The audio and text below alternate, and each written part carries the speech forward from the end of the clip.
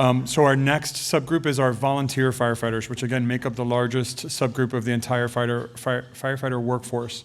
So to be able to give us an update on what's going on with cancer and volunteer firefighters, please join me in welcoming to the stage the very near future Dr. Nimit Shah, who is a candidate at the Rutgers School of Public Health in the epidemiology concentration. His doctoral research is focused on investigating barriers and facilitators to physical fitness among U.S. volunteer firefighters.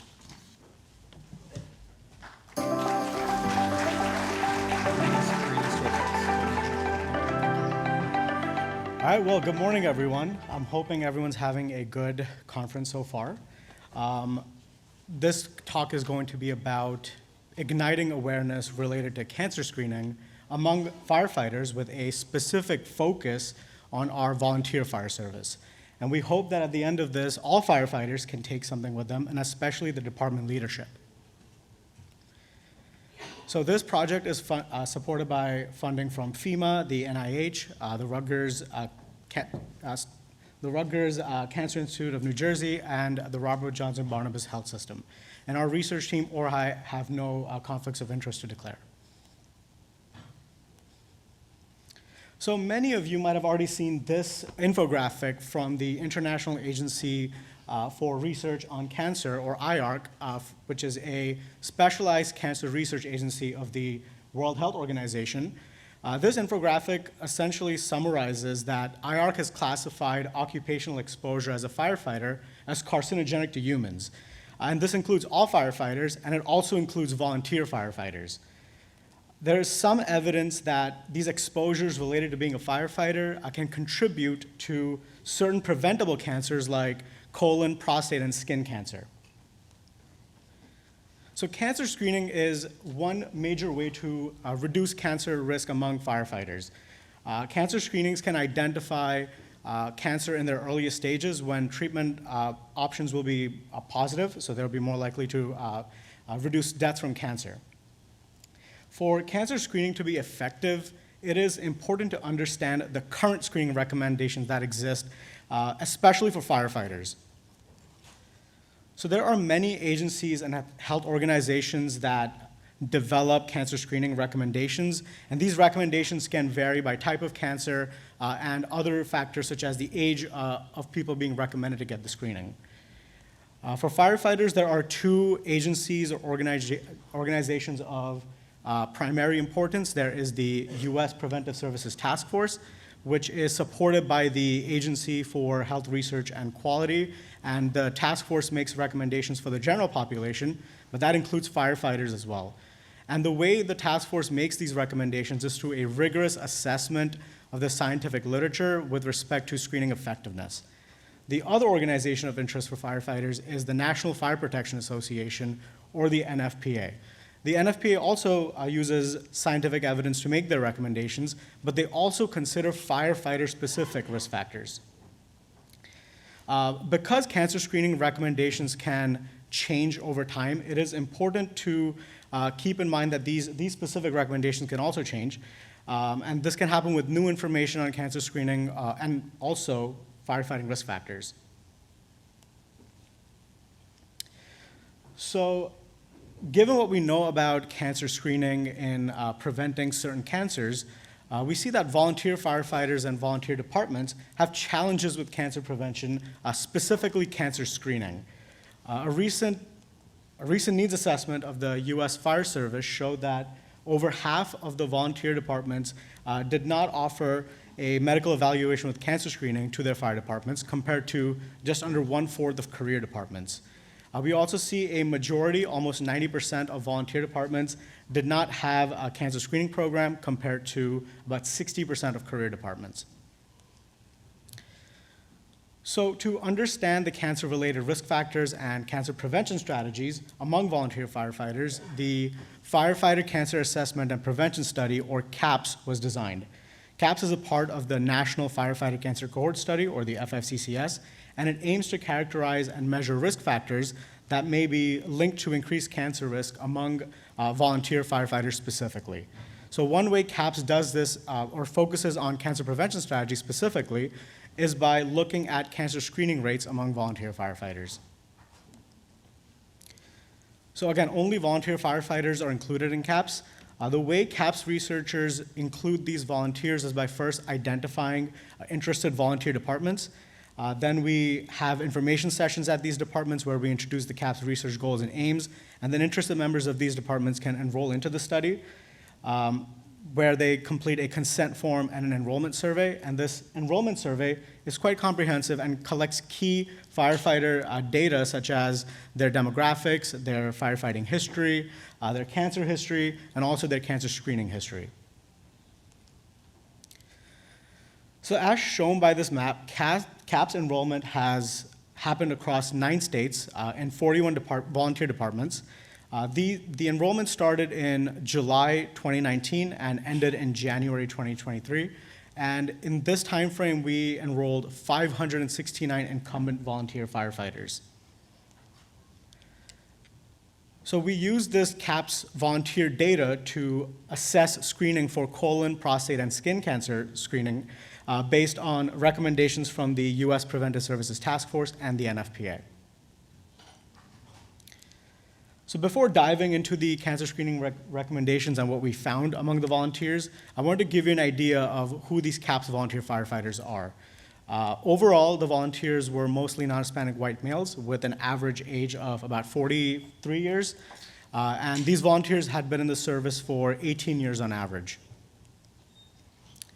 So now let's look into each type of cancer and see what the current recommendations are. We will start with colon cancer screening. So the current screening recommendations are essentially the same between the US Preventive Services Task Force and the NFPA. Both recommend multiple options for screening and how often the screening should happen. So for example, there is colonoscopy, which is the gold standard for colon cancer screening. It is recommended every 10 years. However, it involves a preparation and a procedure. There's also the FIT test, or the home-based stool test, that is much more convenient and easier to complete, so that might be a bit better for some firefighters, especially volunteers. However, it's slightly less accurate, and it's recommended to be done annually. So there are also other screening options, and you can talk to your healthcare provider, see which one fits your specific needs. So the other agency, again, NFPA, has similar recommendations. Both recommend firefighters between the age of 45 and 75 get screened. So now let's look at what we found with our CAPS volunteer firefighters, looking at the US Preventive Services Task Force recommendations first. We see that just under half of our volunteers were eligible to get screening, and just over half got screening. And then when we look at the NFPA recommendations, we see that there was similar eligibility and screening rates, and that's because, again, the recommendations are essentially the same between these two organizations. So we see that among those eligible, 50% of volunteer firefighters were getting their screening. And in order to kind of contextualize this, we compared these findings to what we see in the general population, and we see that volunteers had lower colon cancer screening rates compared to the general US population. We tried to compare these findings to other firefighter groups. However, we could not find any current comparable groups to do that. So moving forward to the current prostate cancer screening recommendations, the US Preventive Services Task Force recommends prostate screening through prostate-specific antigen, or PSA testing, but this is based on discussions with your healthcare provider. And they recommend getting the screening for those males who are between 55 and 69 years of age. So the NFPA also recommends PSA testing, similarly with discussions with the healthcare provider. However, they recommended getting it annually, and they recommend it for male firefighters 50 years or older. They have specific recommendations as well for African-American firefighters and those who have had a family history, where they recommend getting screening starting at the age of 40. And so now let's jump into the prostate cancer screening rates among the CAPS volunteers. We see that about 1/4 of our volunteers were eligible, and just under half, or about half, were screened. Looking at the NFPA recommendations, we see that the eligibility is a bit higher at 40%. We were not able to actually capture whether or not the PSA testing was happening annually, so the screening rate based on the NFPA recommendation is a range from 36 to 56%. So compared to the general US population, we see that the volunteer firefighters actually had a slightly higher screening rate, and again, similar to colon cancer screening, we could not find any comparable fire service groups for that. And now for the current skin cancer screening recommendations. The US Preventive Services Task Force currently does not make any recommendations for skin cancer screening. However, the NFPA recommends annual skin examinations from a healthcare provider, and this is for all firefighters, so there is no age limitation on this. Moving into the skin cancer screening rates for our CAPS volunteer firefighters, again, the task force does not have any recommendations currently. Looking at the NFPA recommendations, we see that everyone is eligible for cancer screening. However, only about 1/4 got the screening. To add some context, a previous study among a large group of Florida career firefighters reported that just under half of these members were able to get screened. And then compared to the US adult population, we also see that volunteer firefighters had a lower screening rate. So when we talk about cancer screening, it is also important to think about the healthcare use of these volunteer firefighters. We see that most of our volunteer firefighters had health insurance coverage. They had a primary healthcare provider, and they visited a physician or a healthcare provider at least once in the past year from when we did the survey. And this was about greater than 80% for all three of these things. So the CAPS volunteers had a generally high healthcare use. So based on everything we discussed this far, the main takeaway is that the CAPS volunteer firefighters had high healthcare use, but they had low colon and skin cancer screening rates.